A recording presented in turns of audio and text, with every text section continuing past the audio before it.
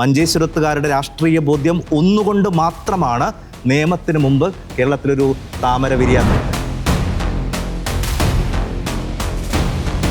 മലയാളികളില്ലാത്തൊരു മണ്ഡലം എന്ന് നമുക്ക് മഞ്ചേശ്വരത്തെ പറയാം. അവിടെ ഹിന്ദുക്കൾ സംസാരിക്കുന്നത് തുളു ഭാഷയിലാണ്, മുസ്ലിങ്ങൾ ഉറുദു ഭാഷ സംസാരിക്കുന്നുണ്ട്, കൊങ്കൺ സംസാരിക്കുന്ന ക്രിസ്ത്യാനികളുണ്ട്, പ്യാരി സംസാരിക്കുന്ന ആളുകളുണ്ട്. അങ്ങനെ ഓരോ പ്രദേശത്ത് ഓരോ പഞ്ചായത്തിലും ഓരോ ഭാഷകൾ സംസാരിക്കുന്ന ഒരു മലയാളി കേരളത്തിലെ ഒരു മണ്ഡലത്തിലും നമുക്കങ്ങനെ പറയാൻ കഴിയില്ല. ഇനി ഇതിനേക്കാൾ എല്ലാത്തിനും അപ്പുറം നമ്മുടെ മലയാളിയുടെ പൊതുബോധം ഏറ്റവും പിന്നിലാണ് മഞ്ചേശ്വരത്തെ നിർത്തിയിരിക്കുന്നതെങ്കിലും നമ്മളെ തിരഞ്ഞെടുപ്പ് കമ്മീഷന്റെ വെബ്സൈറ്റിൽ നമ്മളെ മണ്ഡലങ്ങൾ തുടങ്ങുന്നത് മഞ്ചേശ്വരത്ത് നിന്നാണ്. മഞ്ചേശ്വരമാണ് കേരളത്തിലെ ഒന്നാമത്തെ മണ്ഡലം. അതിൻ്റെ ഒരു തിരഞ്ഞെടുപ്പ് ചരിത്രം പറയുകയാണെങ്കിൽ കേരളത്തിൻ്റെ പൊതു തിരഞ്ഞെടുപ്പിൽ വിജയിച്ച ആദ്യത്തെ ആളും ഒരു മഞ്ചേശ്വരംകാരനാണ്. മഞ്ചേശ്വരം തെരഞ്ഞെടുപ്പിൽ 1957 ഉമേഷ് റാവുവാണ് കേരളത്തിൽ ആദ്യമായി പൊതു തെരഞ്ഞെടുപ്പിൻ്റെ ചരിത്രത്തിൽ തന്നെ വിജയിച്ചൊരു സ്ഥാനാർത്ഥി. ഇങ്ങനെ ഒട്ടേറെ പ്രത്യേകതകളുണ്ട്.